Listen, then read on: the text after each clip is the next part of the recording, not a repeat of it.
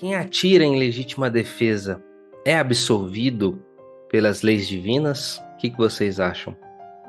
Essa pergunta também estava no coração do Kardec e ela é respondida pelos espíritos na questão 748.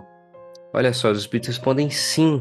A pessoa que age em legítima defesa, ela é absolvida pelas leis divinas, porque ela está recebendo uma injusta agressão e não quer ceifar a vida daquela outra pessoa, ela quer se preservar. Porque na questão 747, anterior a essa, os espíritos diziam assim: olha, Deus é justo e ele julga mais pelas intenções do que pelo ato, pelo fato em si. Deus conhece a nossa vida, conhece a nossa essência. Então, Kardec até pergunta assim também: e um homem que está em guerra, ele responde pelos homicídios que ele praticar lá durante a sua missão? Eles dizem assim: não. Se ele está ali compelido pela força, ele não vai responder também pelos homicídios que ele vier praticar durante a guerra. Mas aqueles atos que eles praticarem em excesso, além da sua missão, eles sim, eles responderão. Eu me recordo aqui no Evangelho de Lucas, capítulo 4, um fato curioso, que Jesus, logo no primeiro dia que ele se apresentou à humanidade, vamos dizer assim, ele estava lá dentro de uma sinagoga e ele diz: olha, aquela previsão do Velho Testamento da chegada do Messias se cumpriu na data de hoje.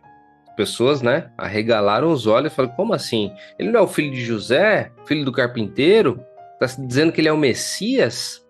As pessoas ficaram tão revoltosas, levaram ele para um alto no precipício e quiseram atirar Jesus lá embaixo.